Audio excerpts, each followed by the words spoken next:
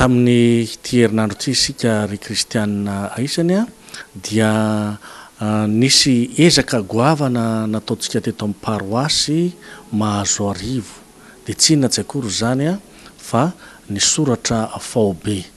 nisy teo amin'ny 70 tokantrano teo izy ireo a no nanatotosany zany a tery amin'ny commune adreo zao rehetra zao no tanteraka moa zany a de mba hofandraisany fiangonana anjara ihany sady fanampiana no famahana olana reo vahoaka zay tsy vita soratra mbola avy koa moa ny fanaovana ny kopia faobe atsorina kely atsy a fa ny eto amin'ny antsika aloha zany de ny soratra no natao raha mahalala fa hoe asan'ny fanjakana ny tokony hanao ny karakaran'ireny rehetrareny na asan'ny fitondrana any amin'ny fokotany ihany kanefa kosany ny fiangonana de tsy aiza tsy akory fa eo ny fiarahamonina ka reo anivon'ny fiarahamonina izy a dia mijoro manatanteraka an'izany a ny fiangonana ka raha mijoro manatanteraka zany ny fiangonana de mba ho fanehony a le fijoroana ho vavolombelona sady ihany koa hoe fanampiana an'ireo olona reo olona reo moa zany rehefa vita ny soratra miampian'ireo namana efa vita soratra taloha dia handray ny sakramenta amin'ny mariazy amin'ity andro aneo ty zany hoe ny datin'andro ny 20 volana mai zay ny tsara ho fantatra zay mifanely raha teo ihany koa moa amin'ny fankalazantsika ny fetin'ny reny avaiza sy avaiza ary nivokatr'ireny ezaka ireny efa natsidiko kely tery am-piandohana fa hoe fandraisan'ny fiangonana anjara ireny rehetrareny analana ny fahasahiranan'ny olona kanefa zava-dehibe anankiray ihany koa de hanamarian'ny fiangonana le hoe eglizy manatona ny vahoaka ka raha miresaka hoe eglizy manatona ny vahoaka isika de efa manana endrika anankiray fampiarana an'io de tsy inona tsy akory a fa ny sokajy fototra kristianina ny sokajy fototra kristianina moa de manana le ezaka zay ka manana ny teny filamatra izy manao hoe tafa sy dinika ao anatin'izay tafa sy dinika zay a no etsika mamelombelona ny maha kristianina atsika tafa sy dinika io zany lolo hoe heveriko a fa mety ampiasaina amin'ny andikana ny fampizarana ny tenin'andriamanitra sy ny fiainana eo anivon'ny sokajy fototra kristianina zay fanaotsika isaky ny alahady faharoa volana eto amin'ny paroasy ny tafa sy dinika tokoa mako de mifono hevitra lalina ara-piarahamonina ny hevitra finosin'ny teny dia misarika ny saitsika handroso lalindalina kokoa eo ohatra hoe raisina le hoe tafa avy amin'io ny avin'ny hoe tafatafa zany hoe resadresaka mahasoana ao anatiny ny olona mitafatafa de ny mpianakavy ny piraidonakafo hanao tafa manokana mainga ny tenin'andriamanitra ary ny mpianakavy mpiaradia ao amin'ny sokajy fototra kristianina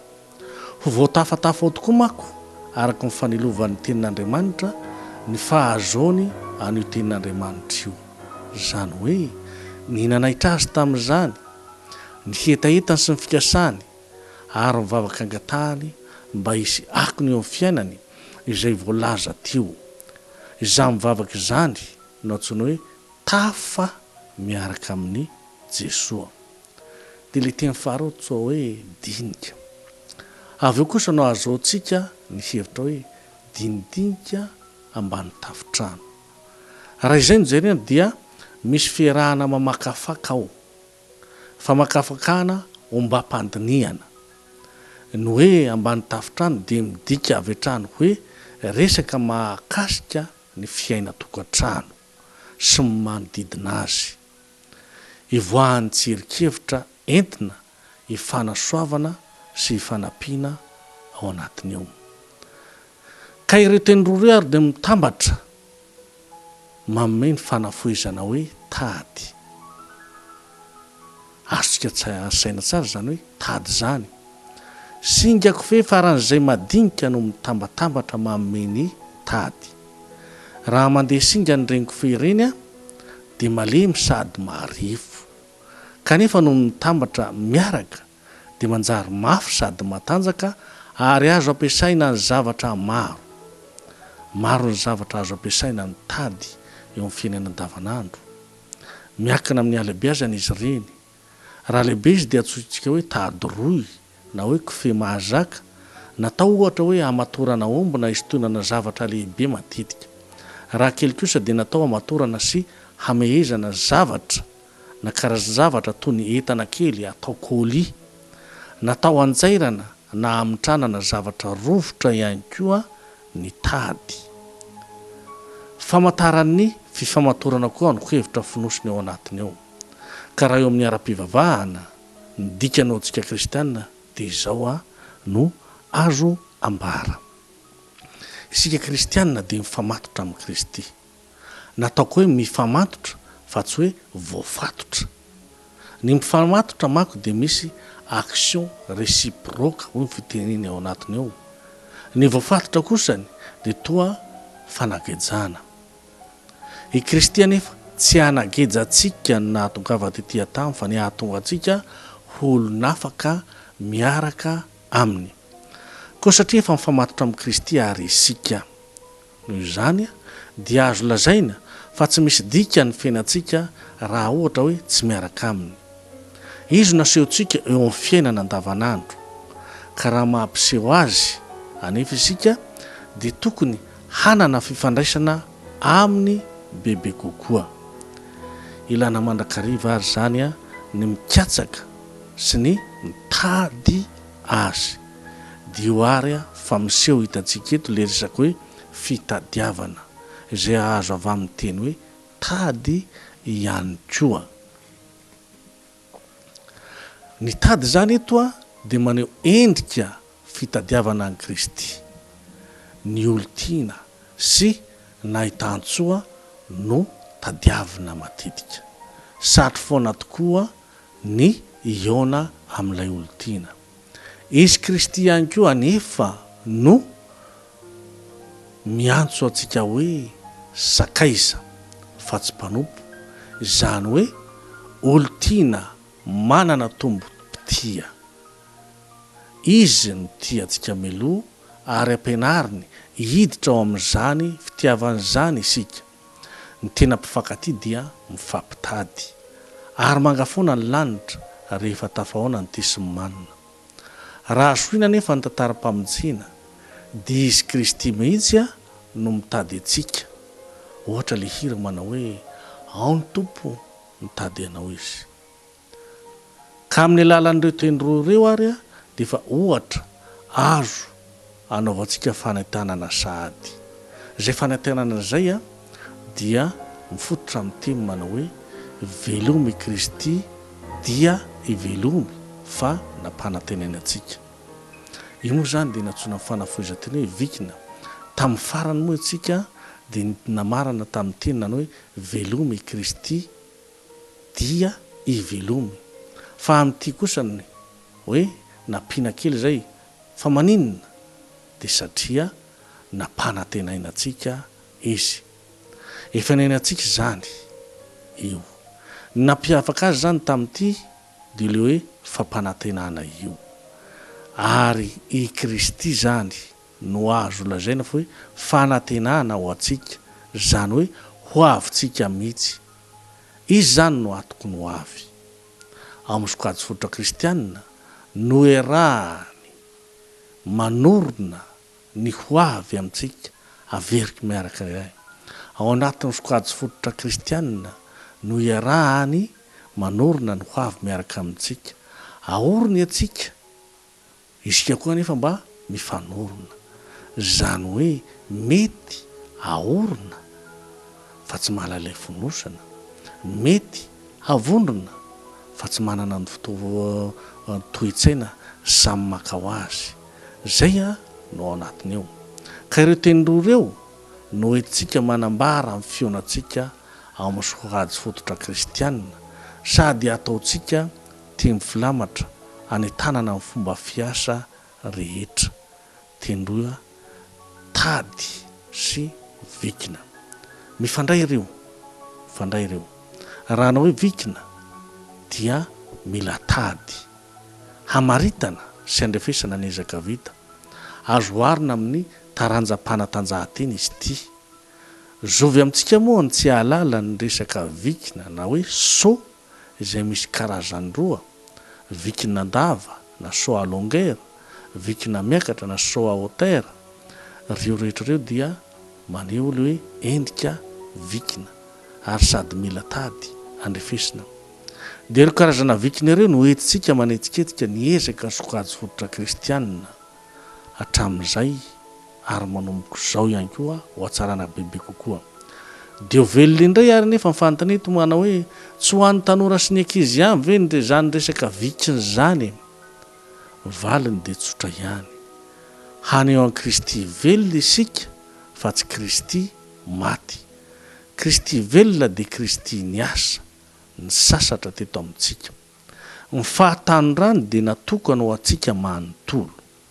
tsarovo fa raha ny taona nahafatesany araka ny naha olombelona azy ny jerena dia eo amin'ny 3 tena eo izany hoe ao anatin'ny tanjaka sy ny hery izy no maty ho antsika ao anatin'ny fahatanyrany tanteraka dia ho endrika fahatanyrany io no asehontsika ato amin'ny eglizy ato ary misy hira kely anankiray amin'ny sokajy fototra kristianina zay na ao amin'ny firana vaovao na amin'ny ankalazaon'ny tompo misy miteny mana hoe hoe ny tompo ao mitady anao izy ifiverenan-kery io moa dia nalaina tamin'ny evanjely Masidadjoany toko fa 2:20 ary ifiverenan-kery io dia nalaina tamin'ny evanjely Masidadjoany ihany izay ny tantara ny nananganana Lazara tamin'ny maty i Lazara dia nadamy Maria sy Marta olo-patatry Jesosy izy ireo ary matetika Jesosy mamangy azy zay lefa manginy Jesosy any Marta sy Maria ary Lazara zay dia maneho ny endriky ny eglizy manatona ny vahoaka mamangivangy ny vahoaka tojo fahafatesana ary nefa i Lazara tamin'ity ary ito amin'ity soratra masiny ity no ohatra ahitantsika endrika sady ny fombafomba fiainana ny sokajy fototra kristianina ohatra voalaza tao rehefa maty Lazara ary efa voalevina izy dia maro ny jody ny tonga tao amin'ny Maria sy Marta mba hitsapalahelo azy no nahafatesan'ny Lazara io zany le fiarahametana eo amin'ny fiarahamonina ary sokajitsika io amin'le hoe vikina lava raha zavaina dia ny fahaizantsika manambatra ny hery mba hoentina mifanampy hoentina mifanohatohana hoentina mifakahery mifampitsimbina eo amin'ny fanateterahana ny sitrapon'Andriamanitra manampy atsika hatakatra zany ny hirantsika manao hoe miara mizotra isika ho an'ny Jerosalema vaovao eto amin'ity zany dia hitatsika misongadina tsara ny toetran'i Jesosy miara-dalana amintsika manoloana ny zavatra mangidy eo amin'ny fiainana mba latsa-dranomaso koa izy nahita amin'ny Maria sy ireo jody niara-nitomany taminy hitatsika izao amin'ny Masidadjoany toko 2:13 manaraka io le resadresaky Jesosy natao Marta sy Maria taminy dio dia sokajitsika indray zany hoe vikina miakatra fa manina ny vikina miakatra amin'ity zany dia ilay fifandraisana manokana no miseho na i Maria na i Marta dia samby nanana ny fifikirany tamin'i Jesosy fantatry izy ireo ny toeran'ny Jesosy samy naiky volana izy ireo izy miravavy zany fa ny tenina na hoe raha taty anao tompo dia tsy ho maty ny anadahako dia mbola naneho finoany ihany koa any Jesosy ihany koa i Maria fa hoe i Jesosy no Kristy zanak'Andriamanitra velona ary izany fekempinono zany a dia nanetsika azy iantso ny raha vaviny ao ny tompo mitady anao izy ary tamin'izany no nanambarany Jesosy fa raha mino ianao dia hitany voninahitr'Andriamanitra. Ny voninahitr'Andriamanitra nefa araka ny voalaza amin'ny Masinda Irene izay dia isika velona miadampinaritra miray monina mifampizarazara raha tsorona zany ny hoe vikina miakatra dia le fifandraisan'ny tsirairay amin'ny Jesosy amin'Andriamanitra tsy sanatria misy endrika fioarana ao fa hoe mitombo ny fahalalana ny fandalinana no aton'izany mitombo vokatra zany ihany koa ny fahazahoana sy ny fahatakarana ny finoana zany hoe vikina miakatra zany a dia le fivelaranao ara-pinoana no jerenao zay no hitantsika ka raha hoe ao anatin'le hira hoe ao ny tompo mitady anao izy dia misy tena eo manao hoe maniry dia maniry hifanatrika aminao izy hambarany aminao tokoa izay sitraky ny ray mifika samy mako hanavao ny herinao hitory fibebahana hiantso ny mpanota hitondra fiadanana ao atokantranonao na ahoana ary ianao nanao sobosotana anazy kanefa izy fototry ny asambaranao fa izy sy ny ray a no hiaramonina aminao reherehetrareo zany dia raha tsorona zany a dia mifotsika dia karazana varavarana zay tadiavan'i Kristy hidirana ka raha ka tadiavan'i Kristy hidirana ary dia amin'ny alalan'ireo teny anohatra reo no ahafahantsika manatateraka izany satria raha mahay manokatra amin'ny fonao amin'ireo rahalahinao ianao dia nama mamoa varavarana amin'ny Kristy mifanindrin'izy tompo mako dia ny fanatrika amintsika mandrakariva izy mifanambaran'ny ray ary afaka manavao ny herintsika raha tiantsika ny any tanana antsika zany ary dia ny hoe hitondra fiadanana ao tokantranonao Jesosy maninona ianao no hanosobotanana azy efa zava-dehibe tokoa ary zay eo amin'ny lafiny fiainana andavanandro ny hira teo aloha no ahitantsika an'izany ary mbola ihany koa hoe isika sy Jesosy dia toy ny hoe tia sy manina ka mifampitady amin'ny alalan'ny sokajy fotra kristianina amin'ny alalan'ny fampizarana ny tenin'Andriamanitra no ahafahantsika miatrika sy mena izany arakaraka ny hoe hamakitsika sy andiniantsika ny soratra masina no ahafahantsika mifampizara bebe kokoa marina fa amin'ny voalohany ianao tsy ahita zay ambara fa arakaraka ny hoe erahana sy ahinona ny taikefana ny expérience ny namana mifampizara no hoe manampy anao ihany koa mba hoe ay ohatran'izany fa mba tahaka an'izao ihany koa ary no zavatra tiako hambara amin'io dia zay ary lalana ny lalovan'i Kristy zay teto ambonin'ny tany no hoe toy ny lalana ihany koa ho arahantsika ary maro no efa nosoritany lalana na lalovany teto ambonin'ny tany araka ny rahantsika malala dia hoe tonga anofo nanaiky sady nanoha izy niasa tanana na mpianatra namonjy ary atreo nanolotra ny tena no tonona mofo ary taorian'ny fahafatesany mijoro ho mpandresy dia izay fandresen'i Kristy izay no tiany hifampizarana amintsika ihany koa tiany hifampizarana hoy